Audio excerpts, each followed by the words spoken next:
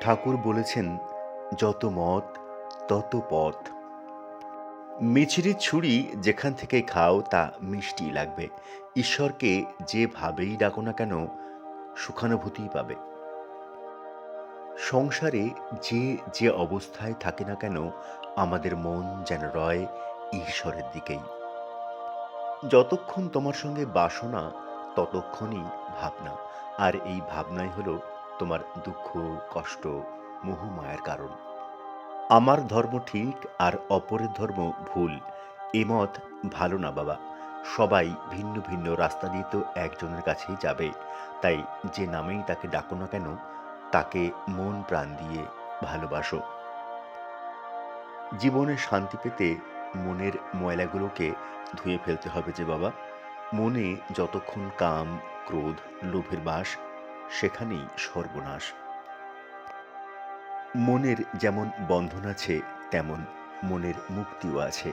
এই সংসারে হয় তুমি ঈশ্বর প্রেমে নিজের চেতনাকে মুক্ত করবে, নয় তুমি সংসারের বন্ধনে বন্দী হয়ে থাকবে। তোমার মনকে ভেদাভেদ শূন্য করতে শেখো, তবেই তুমি যে কোনো কাজের মধ্যেই ভক্তিরস খুঁজে পাবে। ঈশ্বর সর্বত্র বিরাজমান, তার বহিঃপ্রকাশ মানুষের মধ্যে সর্বাধিক।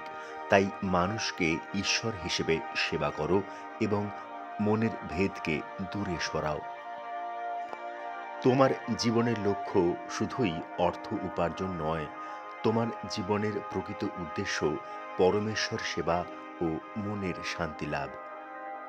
যে ব্যক্তি কোনো স্বার্থ ছাড়াই অন্যের জন্য কাজ করেন, ঈশ্বর তার সর্বদাই মঙ্গল করে থাকেন। একটা কথা সর্বদা মাথায় রাখবে, জীবনে গুরু সবাই হতে চায়, তবে শিষ্য হবে কজন? যদি তুমি শিষ্য না হতে পারলে শিখবে কিভাবে জগতের নিয়মকানুন? তুমি জীবনে যতই সুন্দর হও আর যতই কুৎসিত, তোমার মধ্যে যদি ঈশ্বরের প্রতি ভক্তি না থাকে, তবে সবই নিরর্থক। যত্র জীব তত্র শিব, অর্থাৎ প্রতিটি জীবের মধ্যেই ভগবানের বাস। তাই জীব সেবাই হল শিব সেবা। যদি ঈশ্বরকে পেতে চাও, তবে ঈশ্বরকে প্রেম ও ভক্তির বন্ধনে বাঁধতে শেখো, তবেই তাকে পাবে। তোমার মধ্যে যদি ঈশ্বরের প্রতি বিশ্বাস ও নিঃস্বার্থ প্রেম থাকে, তবে জানবে তুমি সার্থক জীবনের অধিকারী। জীবনে লজ্জা, ঘৃণা, ভয় তিন থাকতে নয়।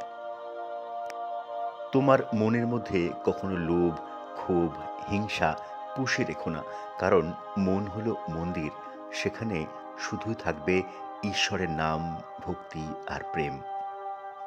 একমাত্র জ্ঞান, দয়া, প্রেম ও ভক্তি মানুষের চৈতন্যকে সর্বোচ্চ স্তরে নিয়ে যেতে সক্ষম।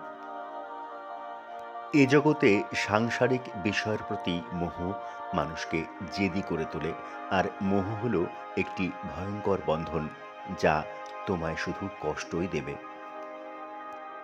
জানবে সত্য কথাই হলো ঈশ্বরের তপস্যা।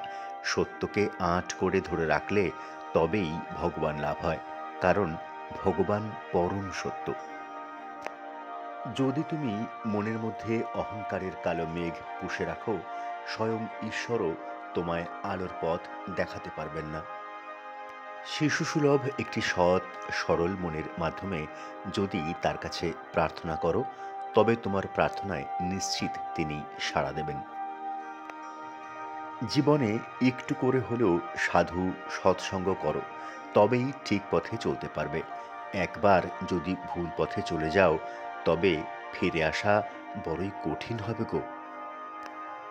সংসার ধর্ম ত্যাগ ছাড়াও ঈশ্বর প্রাপ্তি সম্ভব, তবে তা শুধুই ঈশ্বরের প্রতি প্রেম ও নিষ্কাম কর্মের দ্বারা।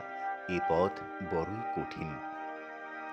তুমি জীবনে যে কাজই করো না কেন, নিজের মনকে সর্বদা ঈশ্বরের প্রতি সমর্পিত রেখো, তাহলে মনের মধ্যে শান্তি পাবে, সাহস পাবে।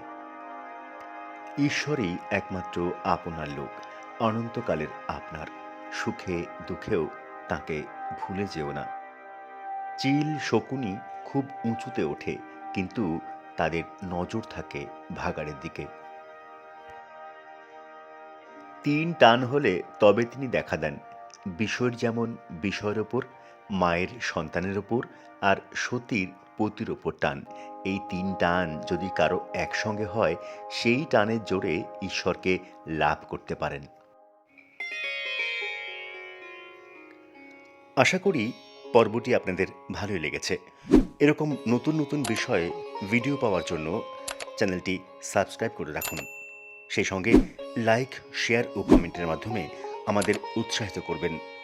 ধন্যবাদ। ভালো থাকবেন সকলে।